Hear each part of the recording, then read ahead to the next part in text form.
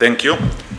First, I want to thank Amina and all the team for organizing this conference. This topic is super important, especially for us, having in mind that we are not a company that developed social responsibility sector through the years. We started as a youth movement for peace and democracy in Serbia and Balkans, and it's in our blood, it's in our DNA.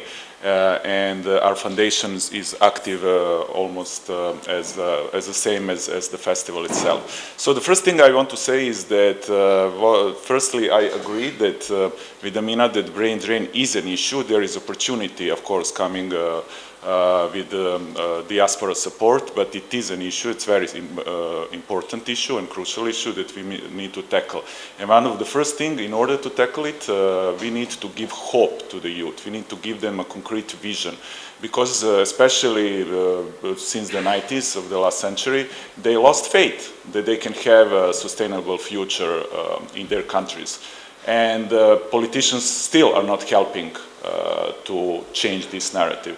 So we need to give them a vision. And firstly, we need to create or empower the policies that support youth entrepreneurship and social activism. And secondly, I would suggest mapping the best examples of success stories of youth-grown projects, organizations, or businesses, and to not just to showcase them as success stories, but to mobilize them to create a network that will support youth-led initiatives. And then with the connection between government, academia, and the business sector, we need to create an environment that will foster creativity. And this is the key. This is the key moment.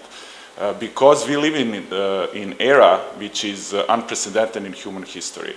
The changes that technology is driving is beyond anything that we could imagine just 10 or 15 years ago. For instance, the amount of change that needed to happen 2 centuries ago, that needed to took like 150 years, 20 years ago it took 10 years, and now with AI, it can take 1 year for the same amount of change.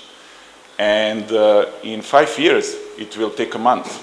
And in 20 years, it will take a week. And while this future can look frightening to some, for the societies like we have in this region is the biggest opportunity for us to use the fourth industrial revolution to take a quantum leap.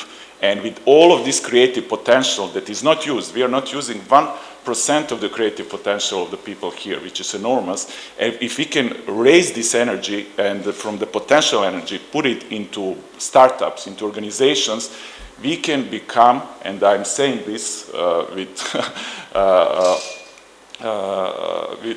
I'm certain of it, that we can become one of the leading regions in Europe. And if for some this looks like utopia, for instance, Scandinavia, 100 years ago, was one of the poorest regions in Europe. And then they used the third industrial revolution to take the quantum leap, and they are now one of the most developed societies, not in the Europe, but in the whole world.